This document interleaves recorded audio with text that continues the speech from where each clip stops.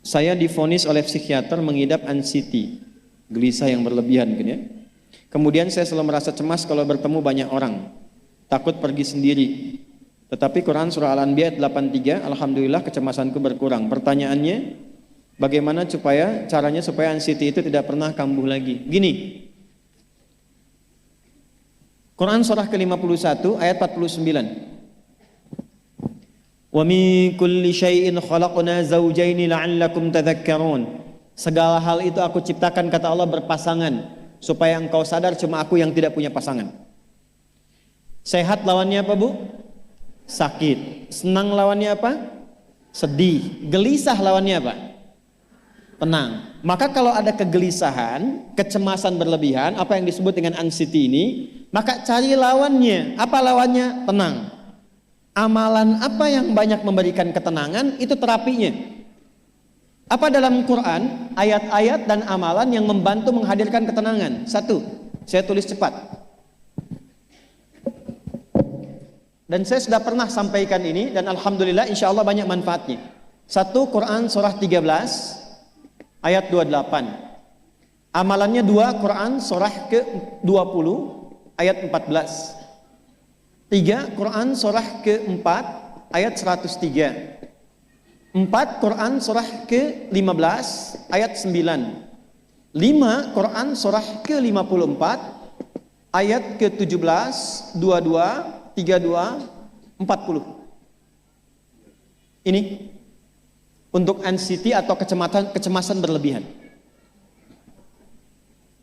1, Quran surah 13 ayat 28. Perhatikan kalimatnya.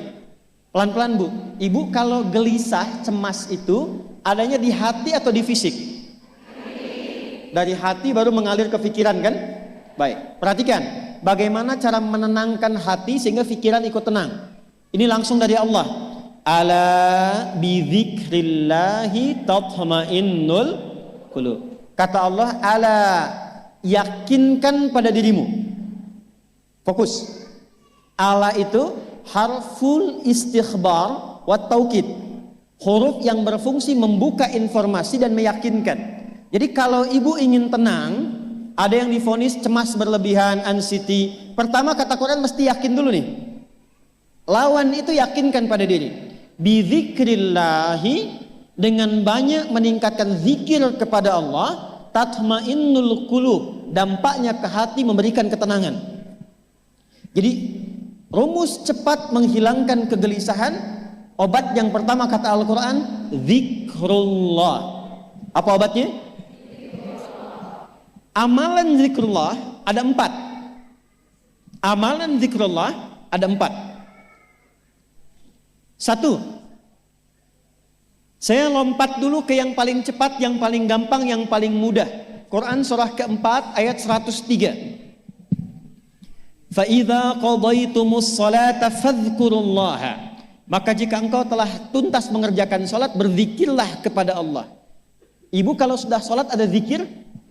Ya? Subhanallah, alhamdulillah, Allahu akbar, astagfirullah, ada itu? Hafal ya? Itu yang paling gampang. Kalau sedang cemas, keluarkan zikir pertama dalam bentuk kalimat thayyibah. Apa kalimat pertama yang dibaca setelah salat? Bukan. Astagfirullah. Assalamualaikum warahmatullah. Assalamualaikum warahmatullah. Astaghfirullah.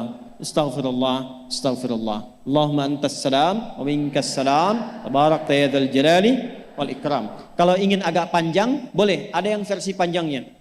Ya astaghfirullahalazim alladzi la ilaha illa huwal hayyul qayyum wa atubu ilaih. Baca 3 kali. Allahumma antas salam wa minkas salam wa ilaika ya'udus salam. Fahayyina rabbana bis salam wa adkhilna al jannata daras salam. Tabarakta ya dzal jalali. Yang pertama versi singkat, yang kedua digabung dengan doa versi panjang. Kalau sedang gelisah, bacakan cepat, tapi harus yakin, karena kalimat Qurannya mesti yakin. Astagfirullah, astagfirullah, astagfirullah. Jangan cuma di lisan sambil ingat Allah. Enggak, ini nggak main-main ya, ini nggak main-main.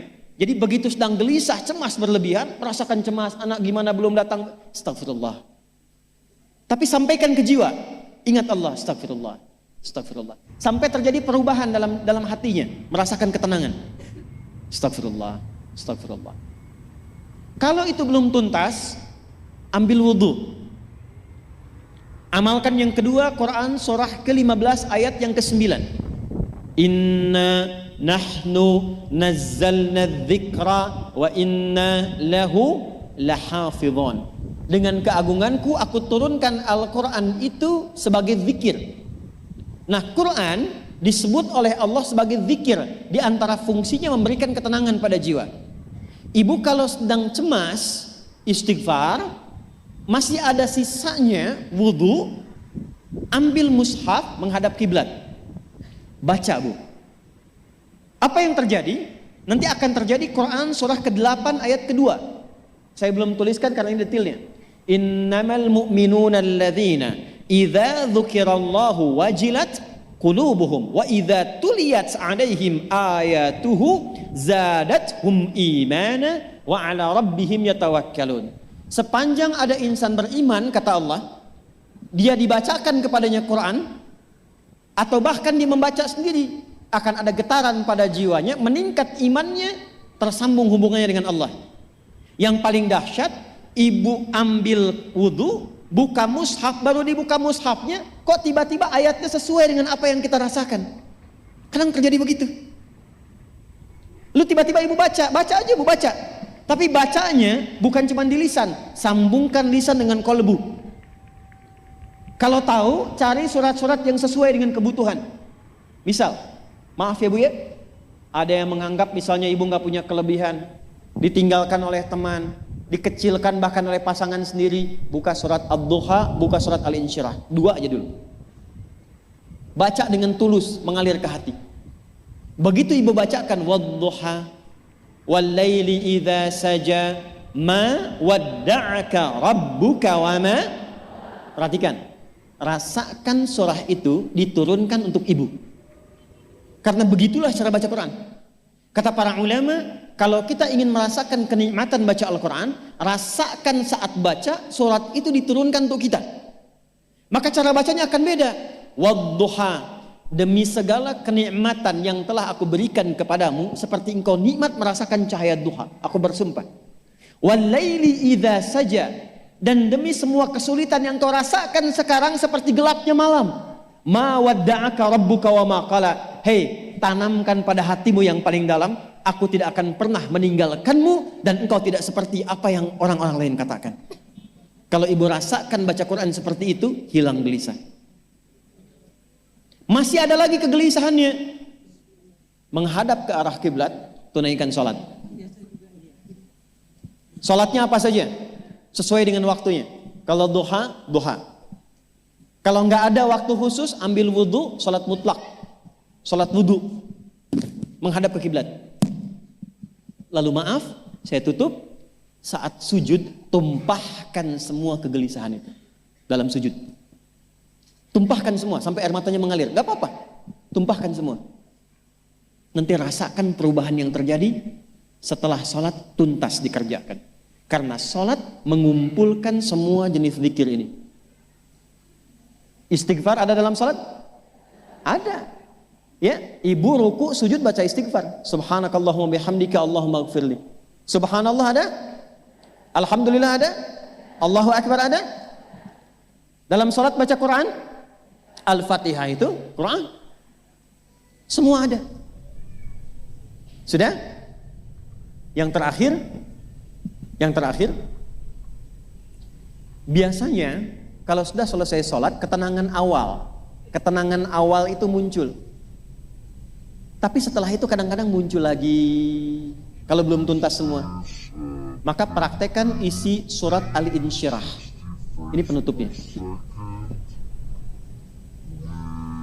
Inna ma'al usri fa inna ma'al usri. Apa artinya insyirah?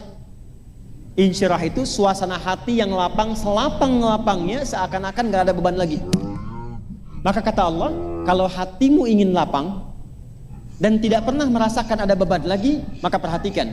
Alam nashrah. Hei, masa engkau merasa cemas, gelisah dan berlebihan hanya karena masalah yang sekarang kau hadapi? Bukankah dulu banyak ribuan masalah yang telah aku selesaikan?